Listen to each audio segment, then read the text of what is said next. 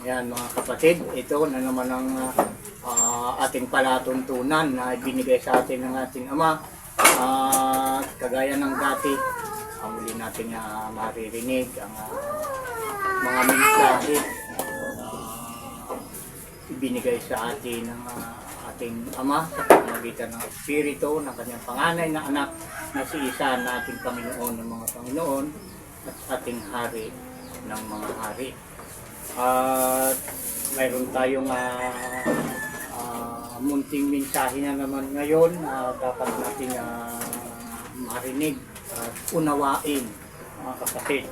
At bago yan mga kapatid, tayo muna ay maghandog ng isang awit ng paghingi ng tawad sa ating Panginoong si Isa o Ama.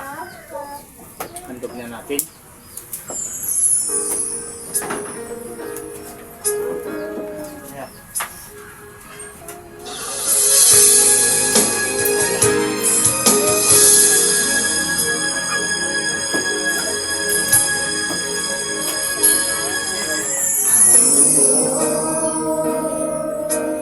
Nagkasala ako sa'yo, maawa ka sa tulad ko. Kay bigat-bigat ng aking dala, hindi alam kung saan pupunta. Ang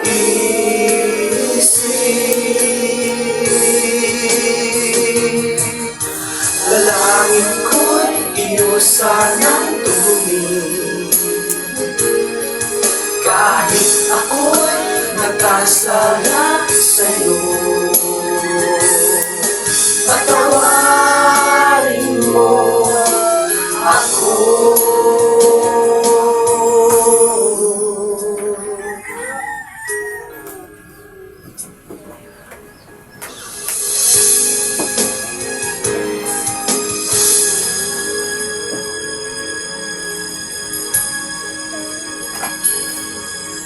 Panginoon, ang hinahangad ng puso ko, makamtanan, patawan mo sa aking sala't pagkakamali. Nagdulot ng hiya at pasakit sa akin. Umaamin, nagsisisi ako. Ayaw ko na makasala sa'yo. Patawarin mo ako. Dalangin ko'y iyo sanang tugunin. Kahit ako'y nagkasala sa'yo, patawarin mo ako. Tugunin mo lamang ang panalangin ko.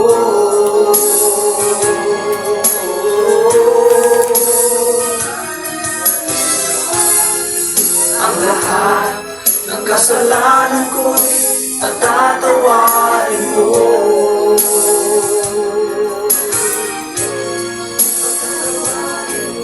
Lilimutin mo. Umaamin, nagsisisi ako. Ayaw ko na magkasala sa'yo. Patawarin mo ako. Dalangin ko'y iyo sana'y tugunin. Kahit ako'y nagkasala sa'yo, patawarin mo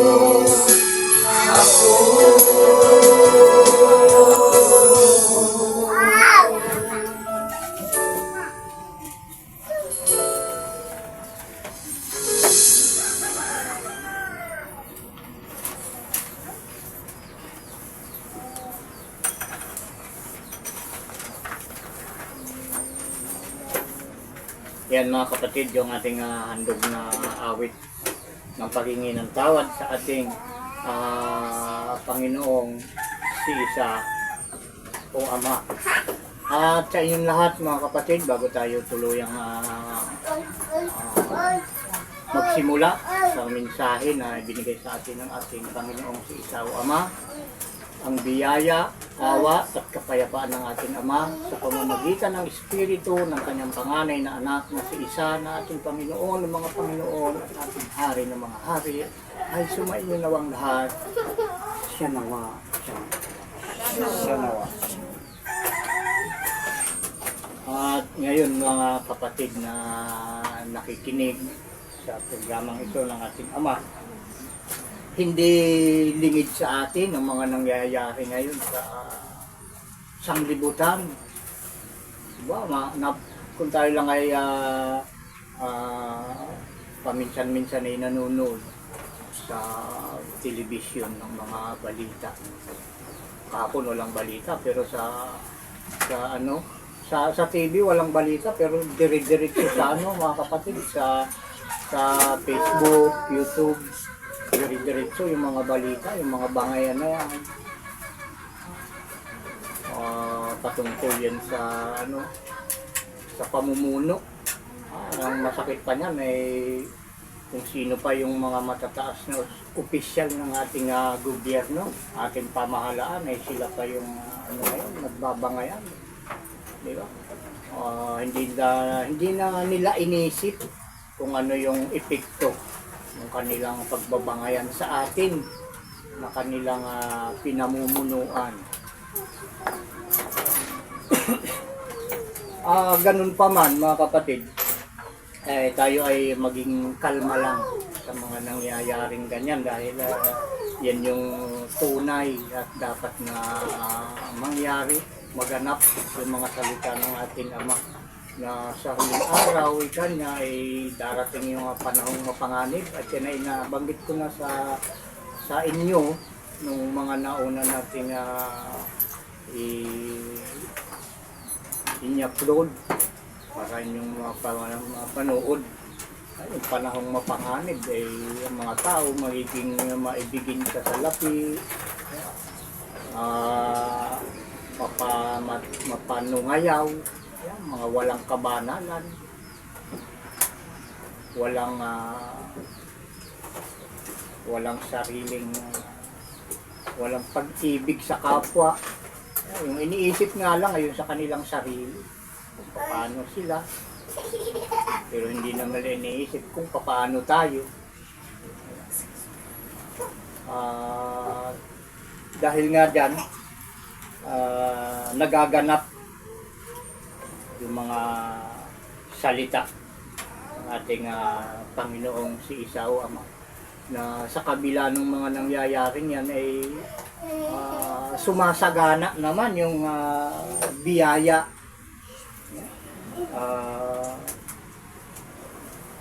kung saan nananagana ang kasalanan ay nananaganang lubha ang biyaya. At ito mga kapatid, yung biyaya, yung mga gawain yan masama yun. Pag sinabing masama, ibig sabihin yan ay hindi karapat-dapat at makapagbibigay ng kasalanan yung mga masasamang gawain. Pero ganun pa man mga kapatid, ay merong biyaya na nanagana. Nandun basahin natin doon sa Roma 5:17, 20 hanggang 21. Tingnan natin mga kapatid. Roma 5:17, 20 hanggang 21.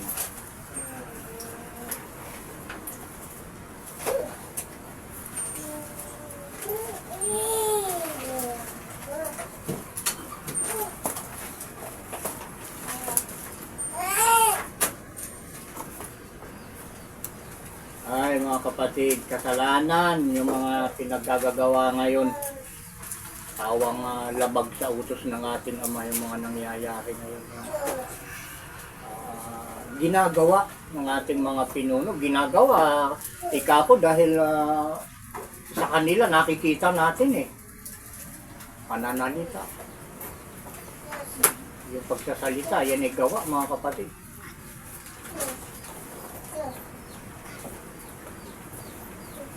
Kita nyo, yung mga nangyayari ngayon, bakahin natin sa Roma, ano kanina nakalagay? 5:17. 5:17 hanggang 21.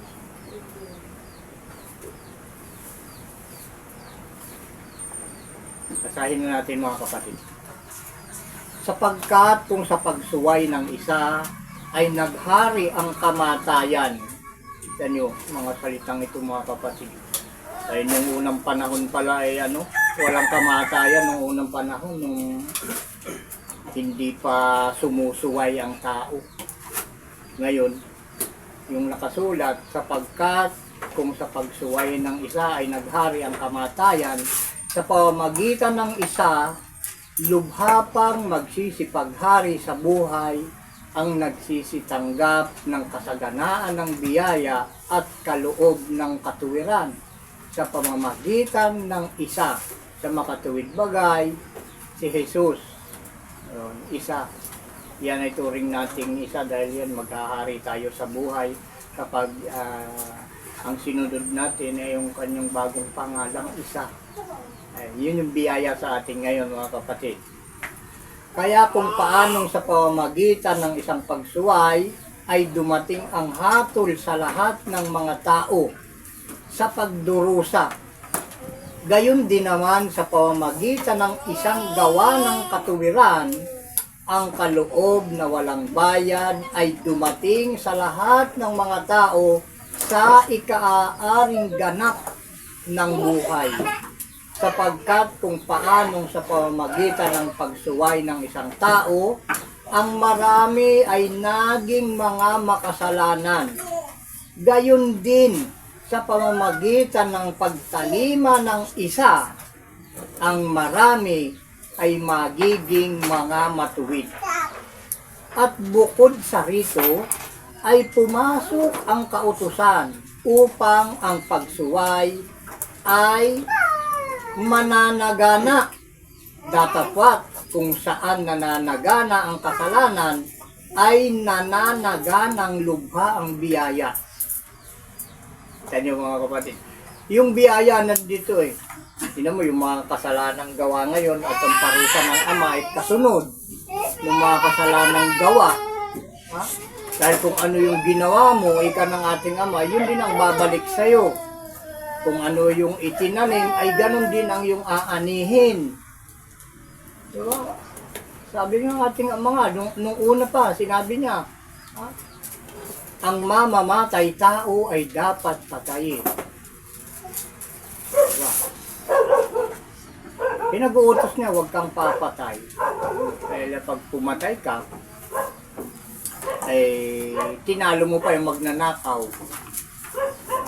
Kahit hindi ka nagnanakaw, kapag ikaw ay pumapatay, masahol ka pa sa magnanakaw, kapatid. Dahil yung buhay na inalis mo doon sa isang tao, yan ay hindi sa iyo. At ang ginagawa ng magnanakaw, yung kinukuha niya, hindi sa kanya. Ngayon, kung ang ninakaw mo ay pagkain lang o pera, ha, na pangdugtong sa iyong pangangailangan, ay mas mabuti ng konti yun kaysa sa buhay na iyong kinuha dahil mahalaga ang buhay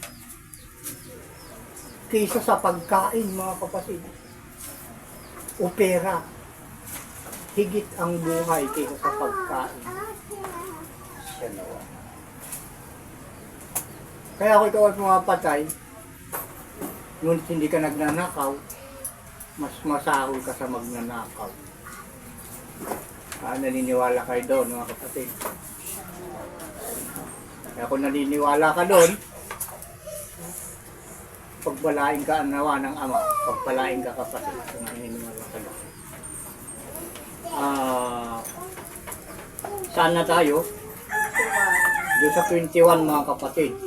upang kung paanong ang kasalanan ay naghari sa ikamamatay, ay gayon din naman ang biyaya ay makapaghahari sa pamamagitan ng katuwiran sa ikabubuhay na walang hanggan sa pamamagitan ni isa na Panginoon natin. Dahil nga sa pamamagitan ng isa eh. Kaya ang ating Panginoon ay si Isa. Ngayon, yung kasing yung sanhi ng mga pinag-aaway-awayan ngayon mga kapatid ay ang kasinungalingan. Ngayon, hindi naman natin alam kung sino talaga ang tunay na sinungaling sa kanila. Eh, nagsisisihan eh. Pag nagsisisihan, ibig sabihin, may nagaganap na kasinungalingan. May niwala ka ba doon, kapatid?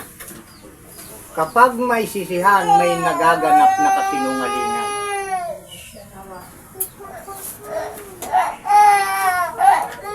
At yan ay isa sa mahigpit na pinagbabawal ng ating Ama, huwag kang magsisinungaling. Dahil hindi siya sinungaling. Kapag ang ating Ama ay hindi sinungaling, dapat ikaw na anak, hindi ka rin sinungaling. Huwag ka rin magsisinungaling. Dahil kapag ikaw ay isang sinungaling, hindi ka anak ng Ama na hindi sinungaling. Tandaan natin mabuti, ang ating Panginoong si Isa o Ama ay hindi sinungaling. Sundan natin siya sa ganong paraan, mga kapatid.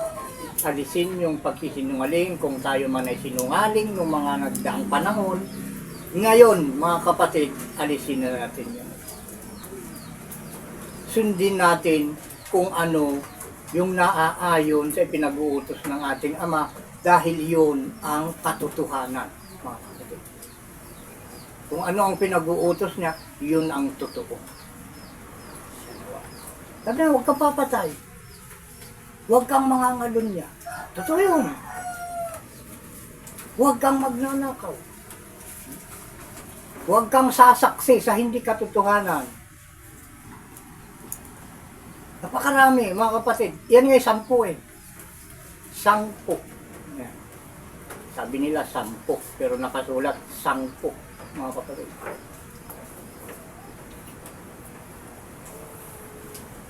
Yan, Exodo 20. Kung ngayon ka pa lang nakakapanood dito, kapatid, nandun sa Exodo 20, 1 hanggang 17. Yun yung mga totoo. Ngayon, may grupo ngayon, mga kapatid, na nasa katotohanan. At kailangan, kung gusto mong ikaw ay maging anak din ng Diyos, anak ng Ama, ay makianig ka sa totoo, mga kapatid. Dahil yung mga totoo, tapat at pawang katotohanan, yun lang ang pinapanigan ng Ama dito sa huling araw, mga kapatid. Yun lang ang kinakampihan ng ating nasa totoo. Napakaraming batas ng ating Ama na sana yun ang sundin ng batas dito sa lupa, mga kapatid. Para mawala na yung kaguluhan na yan. Hanggat hindi sinusunod ng batas ng tao dito sa lupa, ang batas ng ating Panginoong si Isa o Ama, hindi mawawala ang kaguluhan, mga kapatid. At hindi darating ang kapayapaan.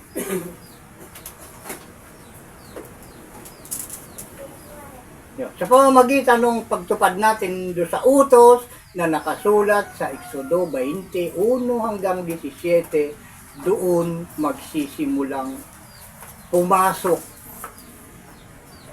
ang kapayapaan sa ating buhay o sa ating bayan kung tayong lahat ay ginaganap na ang buong kautusan, mga kapatid.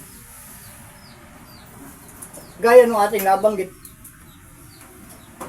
nauna dito sa binabanggit ko ngayon, mayroong grupo na talagang tapat sa utos ng ating Ama.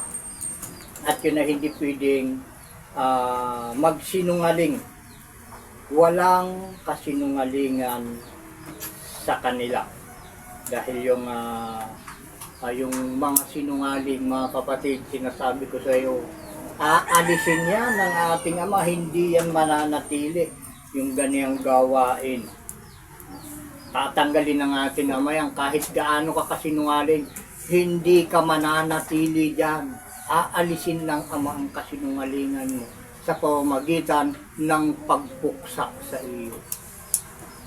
Kasama mo at kasama ka ng kasinungalingan mo na mawawala. Magiging alikabok sa ilalim ng mga paa ng mga tapat at totoo na sumusunod sa mga utos ng ating Ama. Tatapakan ng mga matuwid ang mga makasalanan, mga kapatid.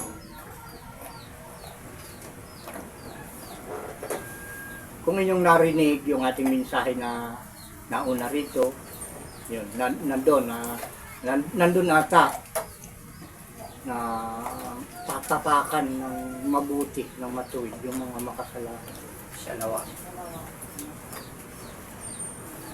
Mayayapakan na talaga. At yung isa na ang bibig ng mga nagsasalita ng mga kasinungalingan ay patitigilin, mga kapatid. Napakarami na pinagsulatan nito. Andun sa mga awit 63:11. Tingnan natin nga, awit 63:11. Ay nakakatakot, mga kapatid, kapag sinungaling ka dahil may inihanda ang ating Ama para sa mga sinungaling. Awit, saan ka na? Awit, yung magkabanggit kanina. 63:11. Ayun, 63:11. Tingnan natin, mga kapatid. Ayan lang ang hindi ko nabanggit kanina sa inyo na ang mga nakikinig sa programang ito kailangan ay mayroong bulletin at papel na listahan ng mga talata na ating ibabanggit sa banal na kasulatan upang kayo mismo sa inyong sarili ay inyong malaman ng mga aral na nagmumula sa maliit na programang ito na mula sa ating Ama sa pamamagitan ng Espiritu ng kanyang panganay na anak na si Isa na ating Panginoon ng mga Panginoon at ating Hari ng mga Hari ay pawang katotohanan, mga kapatid. Awit 63:11. Basahin natin, mga kapatid. Ngunit ang hari ay magagalak sa Diyos. Bawat sumusumpa sa pamamagitan niya ay luluwalhati sapagkat ang bibig nila na nagsasalita ng mga kasinungalingan ay patitigilin. Ito nyo, mga kapatid. Ay patitigilin ka rin pala ng Ama kahit gaano ka kasinungaling.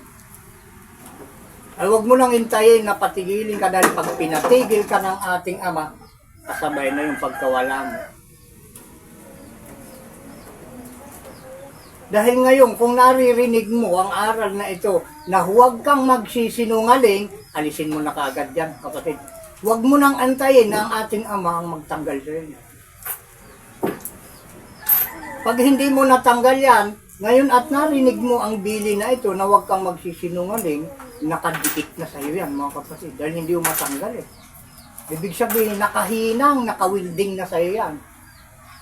At kasama mo yan na mawawala. Ayan. Kaya pag-aralan natin, mga kapatid, na iyay alisin yung mga kasinungalingan. Dahil sinasabi ko, ang tapat at totoo ay ang utos ng ating Panginoong Sisaw. Nandun, wala kang hahanapin dun. Lahat ng mga batas nandun na dapat gawin sa lahat ng bansa, mga kapatid.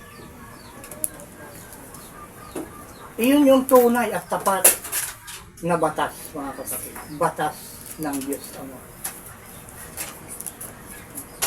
Ay dito sa batas ng tao, sa kabila ng napakarami ng mga itinayo man ng mga namumuno, magsimula sa barangay, sa bayan, mga syudad, at yung sentro ng bansa. Napakarami. Halos hindi ko na alam kung anong mga tawag sa kanila. May congressman, na may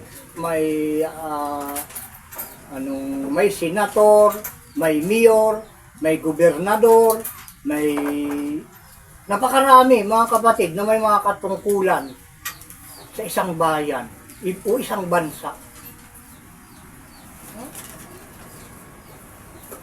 Pero bakit kaguluhan pa rin nangyayari? Samantalang iisa lang ang dapat nating sundin.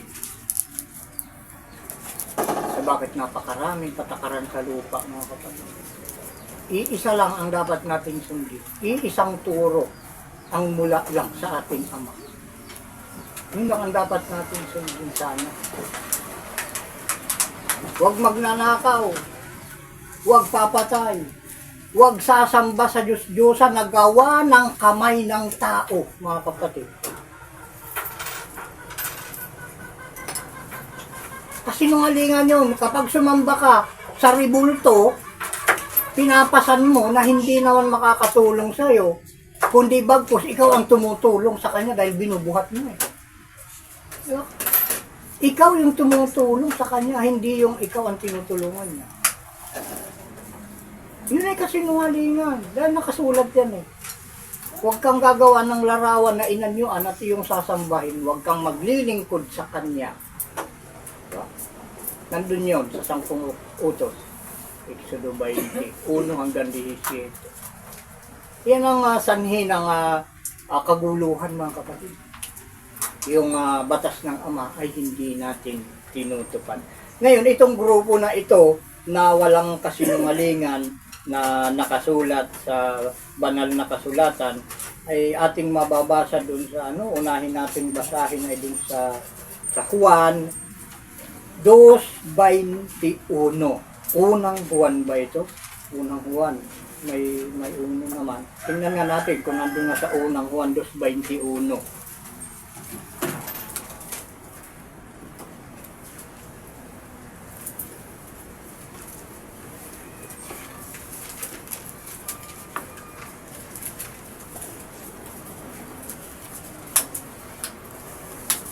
Tama. Unang Juan 2:21, mga kapatid. Ayan, lista na ninyo kung kayo walang Biblia sa inyong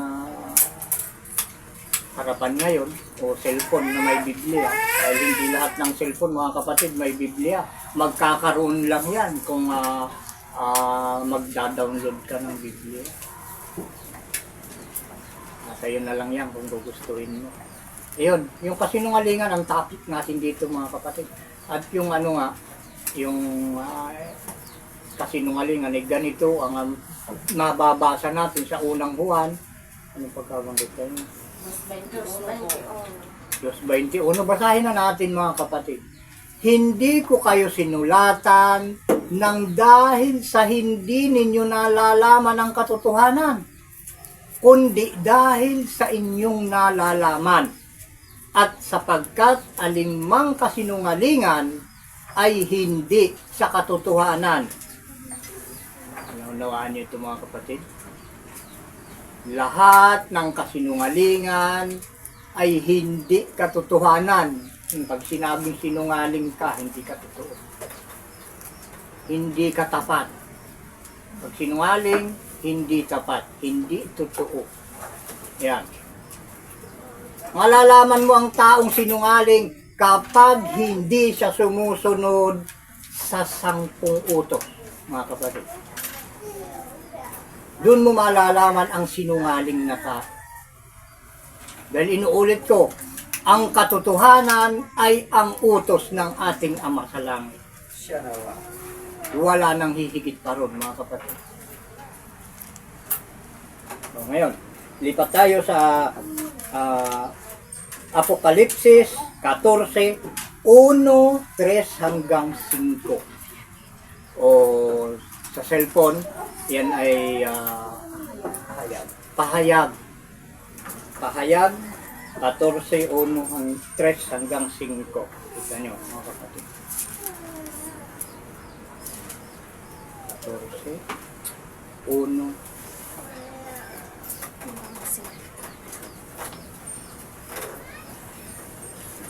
Haba pala ito, mga kapatid. 14, 1, 3 hanggang 5. Kita nyo, mga kapatid, yung grupo ng hindi sinungaling.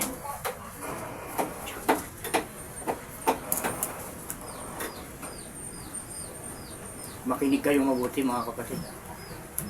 Tandaan ninyo yung grupo ng mga sinungaling. Basahin natin. Apokalipsis 1 hanggang 5. At tumingin ako at narito, ang kordero ay nakatayo sa bundok ng Sion at ang kasama niya ay 144,000 may pangalan niya at pangalan ng kanyang ama na nasusulat sa kani-kaniyang noo. Ito yun. May pangalan, yung kasama ng kordero ay 144,000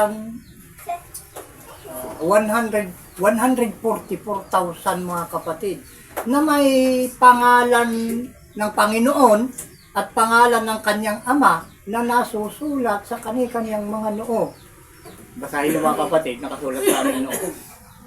Pangalan ng Panginoon, isa. Pangalan ng ama, ng Diyos, ama, mga kapatid. Kami ang mga pangunahing bunga, mga kapatid. At yung iba pa na yung kapatid na ikakukumpleto ng 144,000 ay hindi pa lumalapit. Hindi pa lumalapit. Pero ang kabuuan nito talaga, nandito nakasulat na dahil ang mga nakasulat dito ay nangyari na. At nangyayari. At mangyayari pa ay nangyari na rin, mga kapatid. Lahat ng ito ay tunay na mangyayari dahil ito sa paningin ng ating Ama, nangyari na ito. Walang makakapigil dito, mga kapatid. Dahil nabasbasan na ito ng ating Ama, yung kanyang mga salita. Kahit isang tuldok nga, sa kanyang mga sulat, walang mawawala. Kaya ito hindi pwedeng dagdagan, hindi ito pwedeng bawasan, mga kapatid. Tandaan, may pangalan ng Ama, ng Panginoon, na si isa sa noo. Pangalang isa. Sa noo at pangalang Ama. Ayan. Yan, sana nababasa yung malinaw ito, mga kapatid. Nasa noo namin. Sa number 2, at narinig ko ang isang tinig na mula sa langit na gaya ng lagaslas ng maraming tubig at gaya ng ugong ng malakas na kulog. At ang tinig na aking narinig ay gaya ng sa mga manunugtog ng alpa na tumutugtog ng kanilang mga alpa at sila'y nag-aawitan ng wari isang bagong awit. Ayan, ito yung ating pagsisikapan na matutunan itong bagong awit na ito, mga kapatid. Sa harapan ng luklukan at sa harap ng 4 na nilalang na buhay at ng matatanda, 4 na nilalang na buhay, mga kapatid. Ito yung 4 na Sabado. Yung matatanda, ito ay 24 ito, mga kapatid. Ito matatanda na ito. Ibig sabihin nito, kung papasok ka dito, kailangan 2 taon na maka-straight ka na unang Sabat, present ka. 24 na matatanda. 2 taon, inuulit ko, na sa bawat buwan ay may unang Sabat, dapat present ka doon. Pag na-straight mo yun, matututo ka na ng bagong awit, mabibigyan ka na ng 30. Yun yung makapaglilinis ng iyong damit, yung 30. Yan. Para makumpleto, ito nga sinasabi ko, makinig kayong mabuti at ipapaliwanag ng Espiritu Santo sa ating mga kapatid. Sila'y nag-aawitan ng wari bagong awit sa harapan ng luklukan at sa harap ng 4 na nilalang na buhay at ng matatanda. At sino man ay hindi maaaring matuto ng awit, kundi ang 144,000 lamang. Sa makatuwid ay siyang mga binili mula sa lupa. Pwede mo? Yun lang yung matututo ng awit na yun. Ang mga ito'y ang hindi nangahawa sa mga babae. Alam mo yung hindi nangahawa sa babae? Ang bansa kasi, mga kapatid, ay isang babae. Ngayon, pag hindi ka nahawa sa kaugalian ng ibang bansa, hindi ka nahawa dun sa mga babae. Dahil maraming bansa, maraming mga babae na tinatawag sa Biblia, ayan ay mga bansa. Huwag tayong matuto ng kaugalian ng ibang bansa. Dahil meron tayong sariling kaugalian dito sa ating bansa, mga kapatid. Ano nangyayari? Yung salita nating original na Tagalog, salitang Pinoy, Pilipino, nawawala na, mga kapatid. Pag nanonood ka nakikinig ka ng press conference ba ang tawag doon? English na naman yun Diba? Hindi ko alam kung anong Tagalog doon. Palagi ko naririnig, press conference. Yung meeting sa sa mataas na kapulungan ng bawat bansa, anong tawag doon? Nag-uusap-usap yung mga pinuno ng bansa. Ay pambihira ka makarinig ng Tagalog, mga kapatid. Yun yung kaugalian ng ibang bansa. Dahil yun yung kanilang salita. Ngayon dito sa piniling ito ng ating Ama, naku, papatak-patak lang yung maririnig mo ditong English. Napakabababaw lang, mga kapatid. Baka 99.9% ang maririnig mo ditong English, mga kapatid. Dahil dito ay pure, sulit na Tagalog ito, mga kapatid. Hindi tayo pwede magbigay ng mensahe na English. Dahil Pilipino tayo, mga kapatid. Yun yung pagkakakilanlan ng isang tao kung taga saan ka sa pamamagitan ng iyong mga salita. Pag nagsalita ka ng Tagalog, saan ka man naroroon na bansa, malalaman nila, Pilipino ka. Taga-Pilipinas yan. Tagalog ang salita. Yun yung marka kung ano ang pagkatao mo, yung iyong salita, mga kapatid. Kaya hindi ito nahawa sa mga babae sapagkat sila'y mga malilinis. Hindi ito nakikitulad sa mga kaugalian na ipinamana ng ating mga magulang. Nakamana rin kami noon, mga kapatid, pero ngayon inalis na ng ating Ama yan, minana na yun. Iba na yung ibinigay sa atin. Binago na kami, mga kapatid. Ito yung pagbabagong lahi na ating binanggit nung nakaraang mensahe na ating ipinarating sa inyo, mga kapatid. Pagbabagong lahi. Kaya pag hindi ka nabago, hindi ka makakapasok dito. Ngayon, pag nabago ka, kasama ka sa 144,000 na may tatak ng pangalan ng Panginoon sa noo o pangalan ng Ama.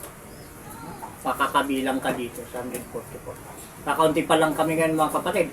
Kaya kayo mga giliw ko na nakikinig sa programang ito, pag-isipan yung mabuti. Kung ikaw ay isa sa tinatawag na makabilang sa 144,000, ay huwag ka nang magpabukas-bukas pa. Lumapit ka na agad mga kapatid dahil yung kaparusahan ng ating Ama, yung mga palo nandyan, nagkalat yung mga pamalo ng ating Ama. Huwag mo nang antayin na paluin ka ng paluin ng ating Ama bago ka makarating dito. Huwag mong antayin na paluin ka ng ating Ama para makarating ka lang dito. At ngayon, hindi ka pa pinapalo, lumapit ka na kapatid para huwag ka nang masaktan. Dahil ang tinatawag ng ating Ama kailanman ay hindi makatatanggi. Kagaya ko kapatid. Ilang beses ko na itong tinanggihan. Ilang taon kong tinatanggihan ito mga kapatid. Pero anong nangyari sa akin? Puro palo mga kapatid. Ang tinamo ko sa ating pasakit ng pasakit yung palo ng ating Ama. Kaya ayun, sumunod na lang ako. Ayun, nakaramdam ako ngayon ng kaginhawahan sa aking katawan at sa pamumuhay mga kapatid. Gumaan. Tinupad niyo yung pangako niya na pagagaanin niya ang ating mga pasanin basta't sumunod lamang tayo sa Kanya. Ayun, ituloy natin. Sila'y malilinis at ang mga ito'y ang nagsisisunod sa kordero saan man siya pumaroon. At ang pagsunod kasi, ang tunay na pagsunod, ang lahat ng utos ganapin natin. Saan man naroon, dahil may taon, buwan, yung mga utos, may araw, may oras, yun yung mga utos. Saan man doon, kailangan nandun tayo. May oras ng panalangin, may araw ng pagsamba, may buwan ng pagsamba, may taon ng pagsamba. May buwan ng Sabat, may taon ng Sabat, may araw ng Sabat. Ganun yung ang mga ito'y ang binili sa gitna ng mga tao na maging mga pamunahing bunga ng Diyos at sa kordero. Yan. Pangunahing bunga ito mga kapatid, nabanggit natin kanina. At sa kaniyang bibig ay walang nasumpungang kasinungalingan. Sila'y mga walang dungis. Paano ka magkakaroon ng kalinisan? Walang dungis. Ay sasabihin nila kapag ikaw kasi gumagawa ng ikababanal, marami kang maririnig na kangungutya sa iyong kapwa kapag gumagawa ka ng ikababanal. Dahil yun yung utos ng Diablo Lahat ng gumagawa ng utos ng ating Ama, hinaharangan ng Diablo yan. Didi pa yung sa harap mo. Huwag mong gawin yan. Ako ang sundin mo, ikaw nung Diablo.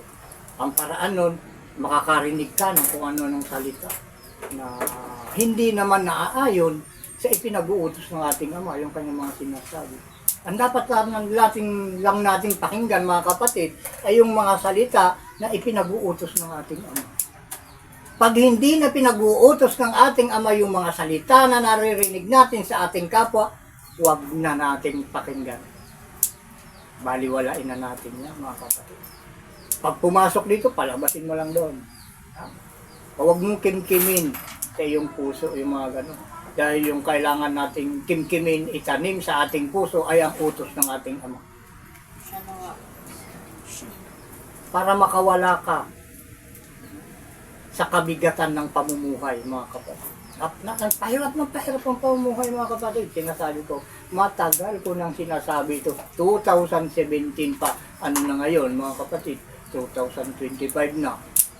At pabigat ng pabigat. Bago yung COVID-19, kung natatandaan nyo mga kapatid, siguro lahat naman natatandaan yun yung COVID-19. Bago yan nangyari, sinabi sa akin ng Ama yan. At dito sa amin, pinagtawanan ako dito.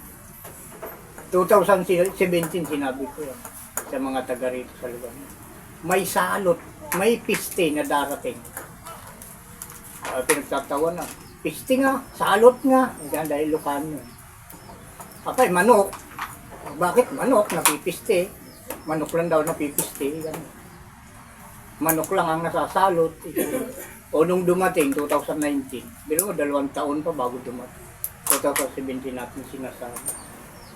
Ayun, di sila makaimik. Pero naniwala sila na nalalaman ko. Ang katotohanan yan, hindi ako nakaalam, kundi ipinaalam sa akin ng ating Ama. Hindi ko yung nalaman, hindi sa akin pinaalam. Kagaya nito, itong pagbibigay sa inyo ng mga mensahe na mula sa ating Ama. Ito hindi sa akin. Ipinaalam lang sa akin, ibinigay sa akin ng ating Ama at ipamahagi ko sa lahat. Sa buong mundo. Kaya nga yung cellphone ginagamit natin dahil yan ang mas mabilis na paraan para maiparating sa sanglibutan ang mensaheng ito ng ating Ama.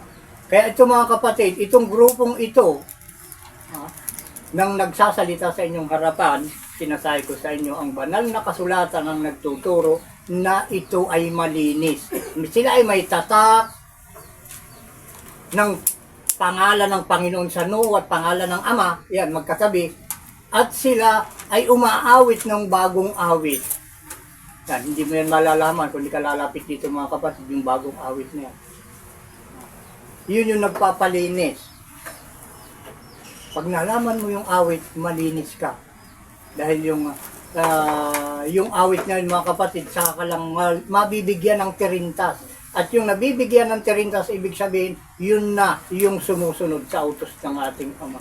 Eh, yung tirintas na yun, na ilinalagay yun sa damit. Pag nakita yan, ng mga salot na ikinalat ng ating Ama dito sa lupa at yung mga kapahamakan, pag nakita yan, nakabitin niya sa damit mo, iiwasan ka niyan mga kapatid. Iiwasan ka ng mga kamalasan. Dahil alam ng kamalasan, alam ng mga kapahamakan kung sino ang sa Ama. Dahil ang kamalasan at kapahamakan na yan ay sinugo ng Ama para perwisyuhin, upuksain yung mga masuwayin sa Kanya, mga kapatid. Ngayon may pagkakataon pa tayo. Dahil ito sinasabi kong paulit-ulit, mga kapatid. Panahon ngayon ng ating Ama na lumikha ng lahat ng mga bagay na nakikita at hindi nakikita. Araw niya ito mga kapatid, hindi na ngayon panahon ng tao. Panahon na ngayon ng pagsunod sa utos ng ating Ama. Hindi na ngayon panahon ng pagsuway. Kaya pag tinatawag ka, lumapit ka. Pag hindi ka lumapit, mapaparusahan ka. Lahat na nakakarinig nito, tinatawag. Tinatawag dito, mga kapatid. Ay sasabihin mo, ikaw na nakikinig kapatid. Maniniwala ko sa taong yan, hindi naman yan nag-aaral. Yun yung isang hindi ka panipaniwala sa paningin ng tao. Dahil ang tinitingala ng tao, may pinag-aralan at mayaman. Diba? Yan yung pinaniniwalaan ng mga tao. Yun yung mahalaga sa tao. Pero sinasabi ko sa inyo mga kapatid, ang katotohanan, pinawawalang halaga ng Ama ang mahalaga. At yung walang halaga sa paningin ng mga tao, yun yung mahalaga sa Ama. Yun ang pinili ng ating Ama. Yung mga walang halaga sa paningin ng tao.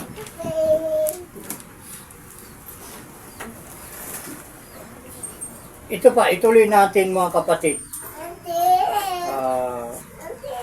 Dito walang makakapasok ng mga sinungaling. Dito sa bayang ito, itinayo ng ating Ama. Hindi ko, inuulit ko, hindi ko ito itinayo mga kapatid. Itinayo ako ng Ama dito. Hindi ako yung nagtayo sa sarili. Dahil hindi ko ito alam talaga. Sa totoo lang, hindi ko ito alam. Sinasabi ko sa inyo, bawal ang sinungaling dito. Ito, sa pakatandaan nating lahat na ito sa atin din na pangunahing bunga ng pagbabagong lahi pakatandaan nating mabuti na bawal ang sinungaling. Walang kasinungalingan dito. Sa panahong ito, mahirap mabuhay kapag ikaw ay sinungaling. Sa panahong ito, hindi kagaya noon. Noong unang panahon, hindi pa dumarating itong programang ito ng ating Ama. Okay lang yung sinungaling. Pero ngayon mga kapatid, napakahirap mamuhay ngayon kapag sinungaling ka. Noon, maganda ang buhay ng mga sinungaling, pero ngayon, mahirap na ngayon mga kapatid. Kaya sabi ng ating Ama, binabago ko ang lahat ng mga bagay. Shanawa. Yung mga nagtatamasa ng kaginhawahan sa pamamagitan ng kanilang kasinungalingan, binabaliktad ng ating Ama yan ngayon mga kapatid. Sino mo yung mga nangyayari nun? Pag-aralan yung mabuti yung mga sinasabi ng Espiritu Santo sa inyo. Suriin ninyo ang ating kapaligiran at ang mga salita na inyong naririnig dito sa programa ito mga kapatid. Ito pa, andun pa sa Apokalipsis 21, 22 hanggang 27.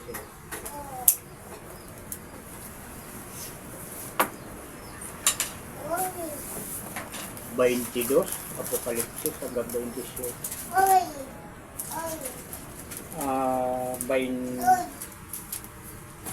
21, 22 hanggang 27.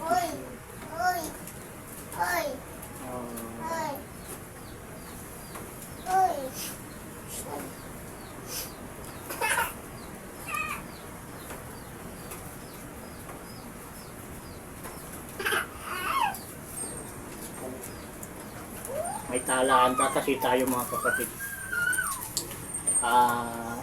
Nakasulat kung sino na yung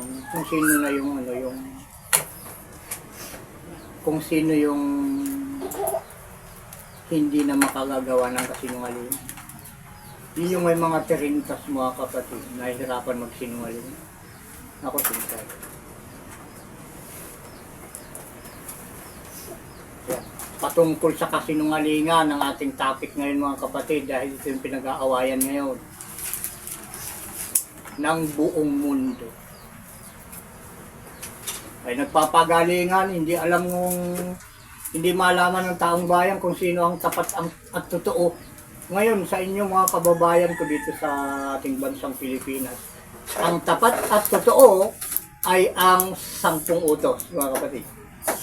Shanawa. Hindi kayo makakakita ng tapat at totoo pag hindi kayo naniwala sa 10 utos. Ano yung nabanggit natin kanina? Apokalipsis 21, 27. 22 hanggang 27 mga kapatid, atin yung basahin kung anong laman ito. At hindi ako nakakita ng templo doon sapagkat ang Panginoong Diyos ang makapangyarihan sa lahat at ang kordero ay siyang templo doon. Ano, wala kayong makikitang templo namin dito mga kapatid. Ito bahay lang ito bahay lang ng inyong kababayan. Ito bahay lang ng pamilya na unang tinawag ng ating Ama dito sa huling araw, na kagaya ng pamilya din ni Noe ng unang panahon mga kapatid. Ganun yung kapanahunan. Itong panahon na ito mga kapatid. Kapanahunan ni Noe, ganun din. Ito isang pamilya lang ito mga kapatid ngayon. Magkakapamilya lang ito kagaya ng araw ni Noe. At ito ay simula 2017, diba? Kailan lang mga kapatid? 2017. Tama ba? Simula noon at hanggang ngayon, magkakapamilya pa rin mga kapatid. At may isa dito na talagang na-adapt na tunay na rin kapamilya dahil may tirintas na rin siya mga kapatid. Pag may tirintas ka na, ikaw ay tunay ng kapamilya dito mga kapatid. Iisa ang ating Ama. Iisa ang ating Panginoon. Kapag ikaw ay may tirintas na at may tatak sa noo ng pangalan ng Panginoon at ng Diyos. Nabasa na ba natin? Anong nabasa? 22 pa lang? At ang bayan ay hindi nangangailangan ng araw o ng buwan man upang lumiwanag sa kanya sapagkat nililiwanagan ng kaluwalhatian ng Diyos at ang ilaw doon ay ang kordero. Ang kordero kasi yun yung naghandog. Inihandog niya yung kanyang sarili. Yung ating Panginoon ang tinatawag nilang kordero. At dito nga sa huling araw, ito rin yung kanyang ginagampanan, yung pag-alalay. Pag-alay at alalay dito sa huling sugo niya. Inihandog na nitong huling sugo. Hindi ako mismo naghandog, kundi kusa ng ating Ama na inihandog niya ako para sa kanyang sarili. Hindi ko na magagawang maghandog talaga ng sarili ko. Kundi ang ating Ama ang may kagustuhan na ihandog ko. Ang totoo niya, ihandog niya yung sarili ko sa kanya. Dahil siya nasusunod Hindi ako Napakahirap mga kapatid yung tumupad ng utos ng ating Ama. Kung hindi kanya aalalayan talaga. Para maalalayan kanya, pilitin natin tuparin ang kanyang mga utos. At yung kanyang pag-alalay, mararamdaman mo sa sarili mo. Mararamdaman mo na sa ilalim ka ng kanyang mga pakpak. Kinukubiran ka niya. Yan, tuloy natin. 24. At ang bansa ay lalakad sa pamamagitan ng liwanag nito.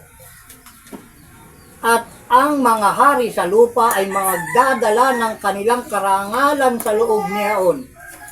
Tandaan niyo ito mga kapatid.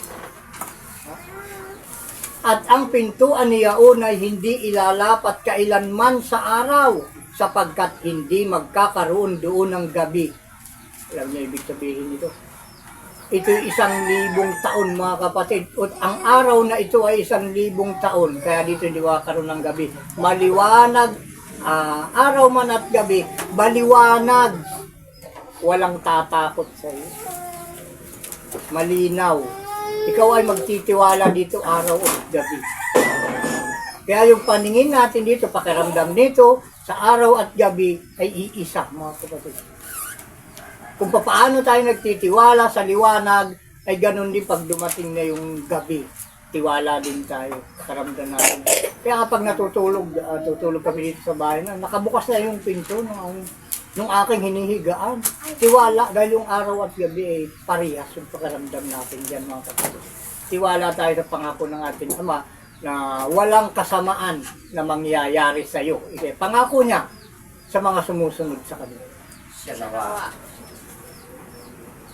Ay tuloy natin, saan na tayo? 26 na. At dadalhin nila sa loob niyaon ang karangalan at kapurihan ng mga bansa at hindi papasok doon sa anumang paraan ng anumang bagay na karumal-dumal o siyang gumagawa ng kasuklam-suklam at ng kasinungalingan, kundi yaon lamang na mga nakasulat sa aklat ng buhay ng kordero. So, pag may listahan nga dito, pag may 30 ka na yun, kasama ka doon sa aklat ng buhay ka mga kapatid. Wow, napakaganda ng pangako ng ating Ama dito. Dahil hindi lahat ng may tatak sa noo ay maliligtas mga kapatid. Hindi ka nga mamamatay, pero nasa kaparusahan ka. May mga mapupunta talaga sa kaparusahan. Kaya sikapin natin mabuti, magkaroon tayo ng 30. Dahil yun yung palatandaan na sumusunod ka na sa utos. At hindi ka mabibigyan nun pag hindi ka natuto ng bagong awit na yun, mga kapatid. Yun yung panalangin na binigay sa atin ng ating Ama na dapat nating i-memorize. Ayan. Masukin tayo. Higit na tayong 1 oras siguro.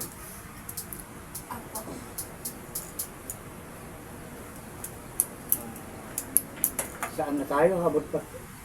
Tapos na ba? Shanawa. Ayun, tapos na.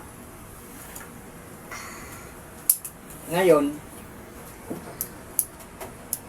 ang mga sinungaling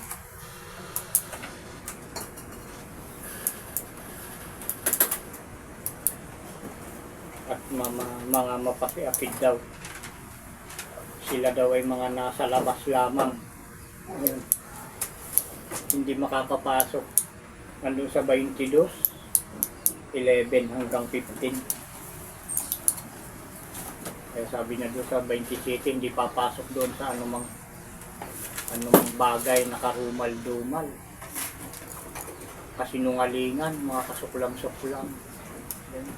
Ang tunay kasi na nakapasok na mga kapatid ay yung meron ng tirintas. Kaya nuulit ko yan.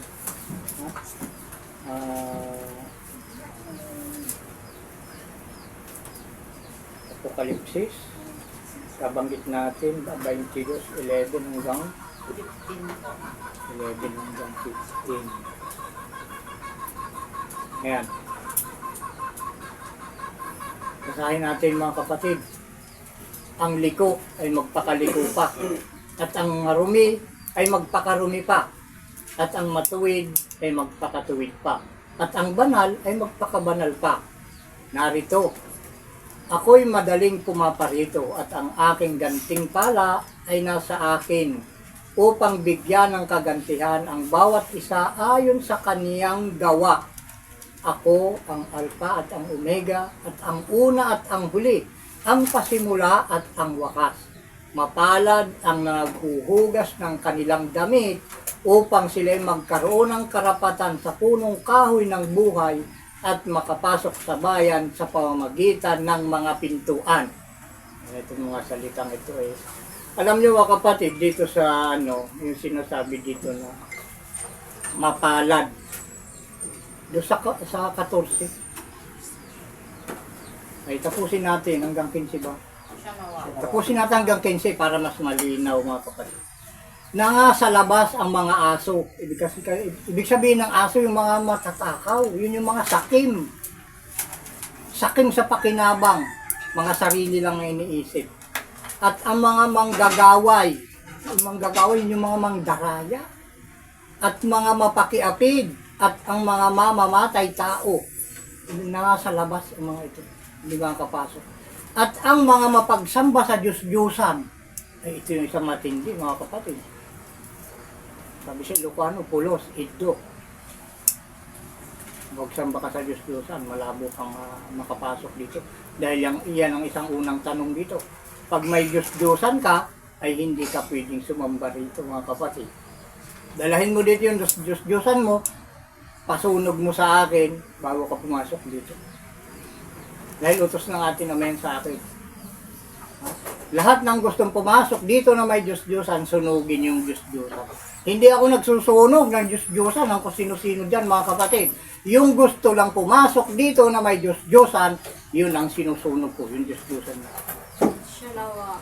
Hindi ako nanununog ng pupunta ako sa ibang bahay-bahay dyan na mangunguha ako ng mga Diyos-Diyosan ninyo, tapos susunugin ko, hindi ako ganun mga kapatid. Yung nagsusurinder ng mga Diyos-Diyosan dito, yun yung mga sinusunog ko dito mga kapatid. Malinaw, sana ito sa inyo.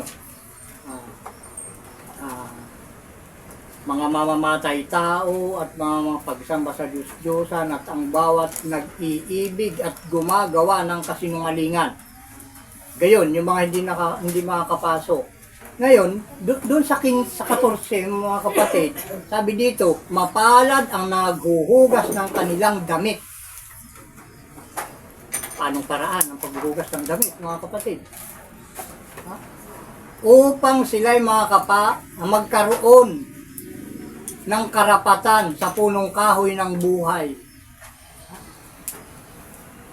at makapasok sa bayan sa pamamagitan ng pintuan. Unang-una, paliwanag natin, mapalad yung naghuhugas ng kanilang damit. Yan, paliwanag natin to. Ano yung paghuhugas ng damit? basahin natin doon sa ano. Bilang 13, 38 hanggang 40. Aklat ng mga bilang. Huwag niyong gaano titiklopin itong kana dahil babalik-balikan natin ito. Itong Apokalipsis 22:14. Bilang, bilang, yung aklat ng mga bilang 13, 38, 37, 38 hanggang 40. 13. Ito yung paglilinis ng damit tandaan yung mabuti. Ito na sabi ko. Memorize yung mabuti. Dahil ang pagkabanggit, mapalad ang naghuhugas ng kanilang damit upang sila'y magkaroon ng karapatan sa punong kahoy ng buhay. Ha? Tuturo ko sa inyo ang paglilinis ng damit para kayo ay makapasok, magkaroon ng karapatan sa punong kahoy ng buhay. Mga kapatid. Ito, yung paraan. Oo, inuulit-ulit ko ito mga kapatid. At gusto kong maunawaan nyo, kaya inuulit-ulit ko. Bilang 13 ba ang pano? Siya nawa. Hindi ko pakitingnan nyo mabuti ito. Malinaw ang mata. 1337. Wala akong 37. Walang 37 eh. 1337. Bakit walang kwan? 13 ba? O 19? Kasabi ko. Yun nga, yung nakasulat dito. Ito yung ano eh. 15. 15 mga kapatid, pasensya na kayo dahil ito kasi sa tagal na nitong itong mensahe na ito na sinusulatan ko kasi back to back, yung nagkakaroon ng ink, naghahawahan. Kaya mo yung unang basa nga 13 nga, yung tumagal, tinin niya mabuti, 15 pala. Kaya pasensya na kayo mga kapatid. Dahil itong sulatan natin tumatagos hanggang kabila. Naging 13 yung 15. Kaya pasensya na kayo mga kapatid ko na nanonood, nakikinig, ang importante. Yun pala ay 15, 37 hanggang 40.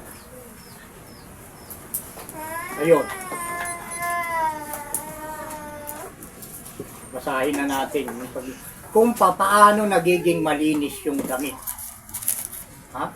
Para tayo ay magkaroon ng karapatan sa punong kahoy ng buhay. Tingnan ninyo, basahin natin. Yung pamagat sa Biblia, tingnan ninyo.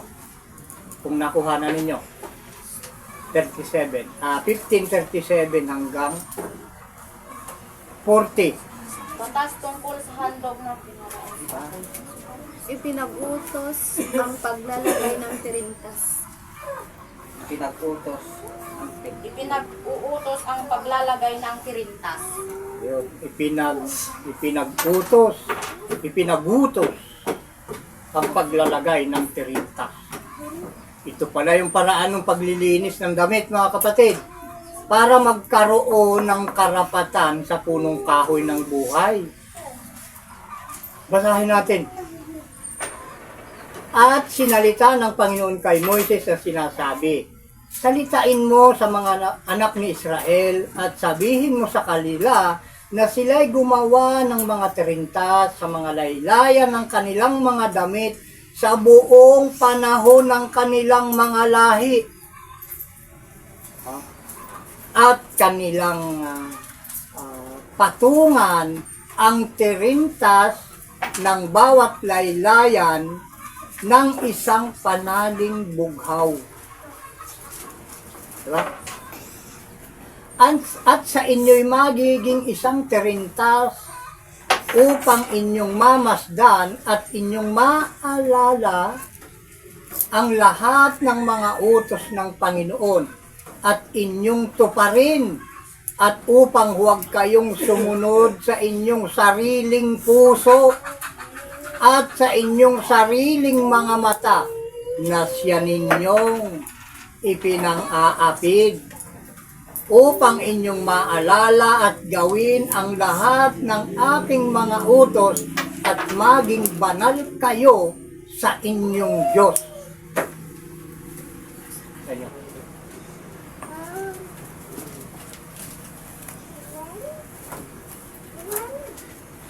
Ito yung paglilinis.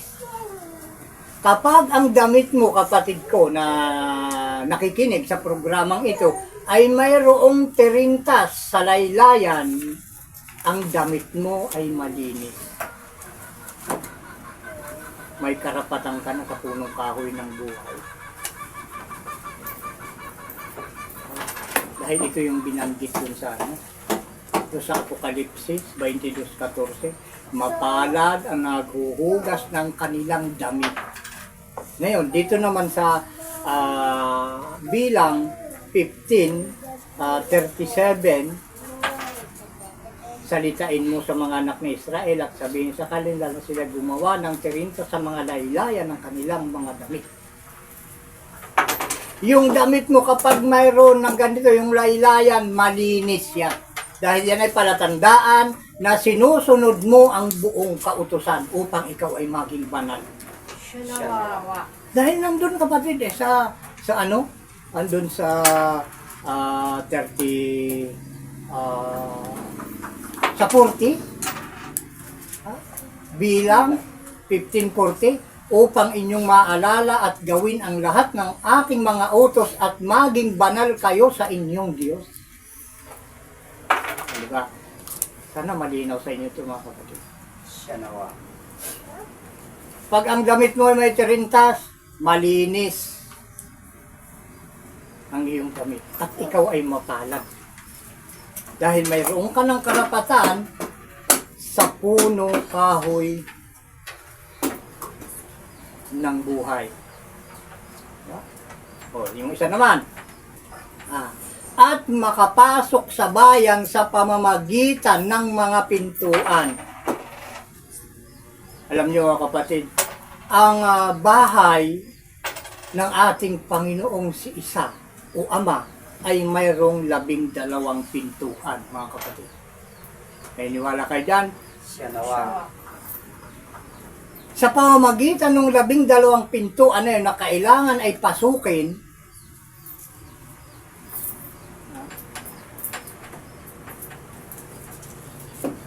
doon tayo mananatili. Sa loob nun, mga kapatid. Kailangan pasukin natin yung 12 pintuan na yun. At 2 times na gagawin natin yun. Kaya malinaw na ito ay magiging 24. 2 times, 2 years, 2 taon. Ang pintuan mga kapatid na tinatawag dito ay ang unang Sabat sa bawat buwan. At ang buwan sa loob ng isang taon ay 12. Kaya 12 ang pintuan mga kapatid. Makakapasok ka lamang dito sa bahay dalanginang ito kapag na-straight mo yung 24 na buwan na may Sabat, unang Sabat, mga kapatid. Di na bali mga kasunod, basta importante ma-straight mo yun, yung 2 taon na yun. Na sa bawat unang Sabat, present ka.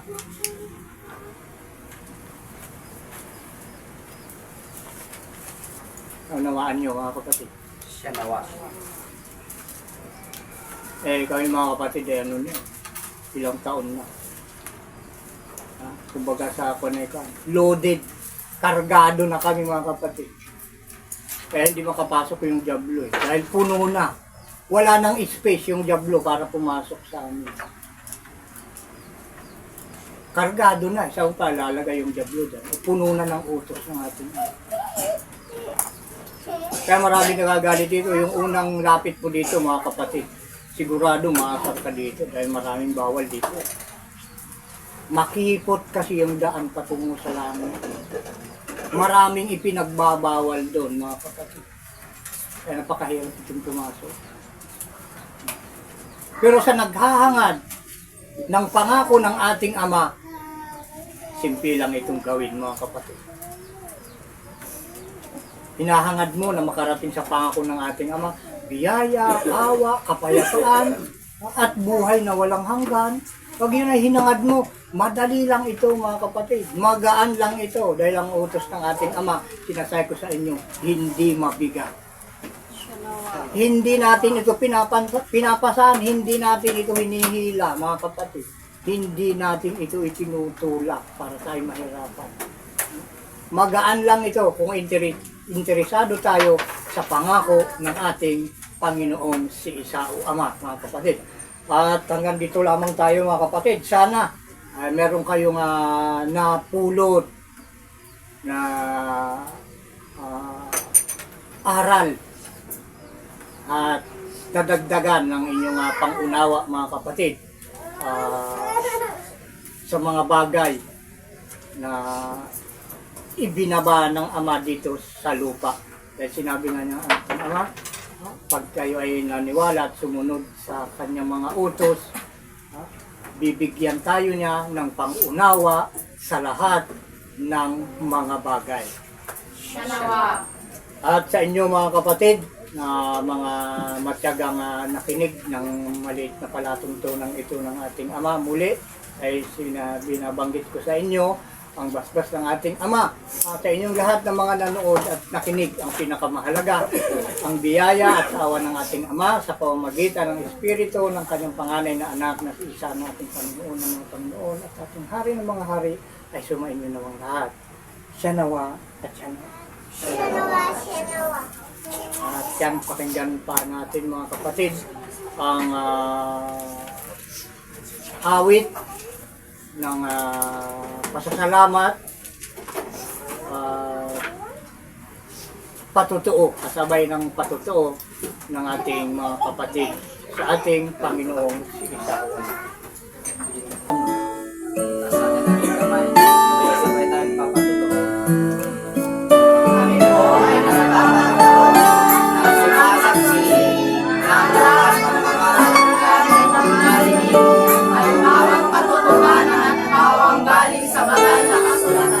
Higanda ng Panginoon na anak ng tao na sinuong ay huling araw. Ang mga sinang sa kanyang piling na sinuong ang ating Ama na sa ating ay lumikha at lumikha ng mga bagay na nakikita at hindi nakikita. Tulad ko'y ibig mo, linis at binago mo lahat ng sala ko. Hindi ko kayang mabayaran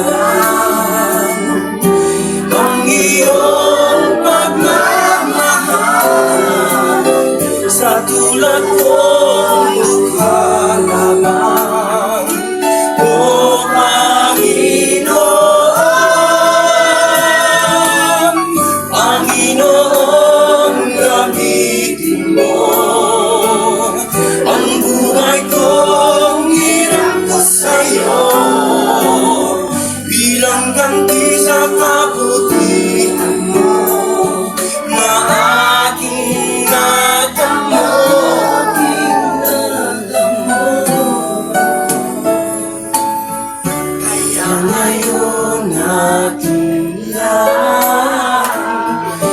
Panahon at kalakasan, hindi man ang palayawan. Magbatihan na tayo. Itong sanlibutan,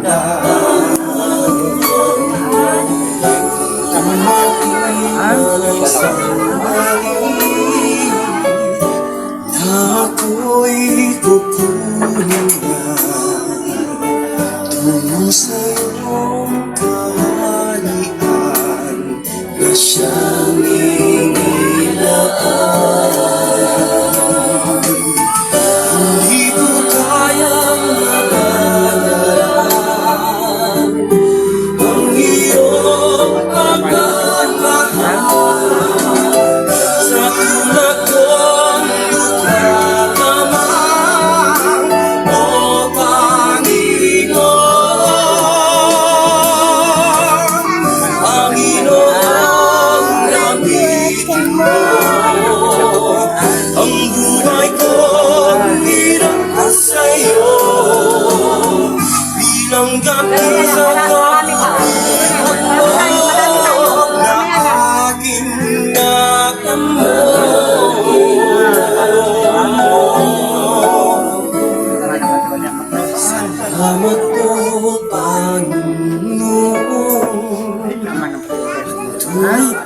Salamat sa nawa. Linisan mo na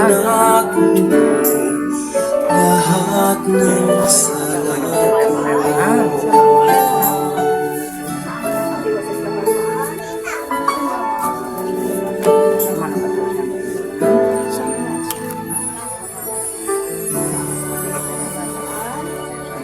Yang kapayapaan. Sino-sino?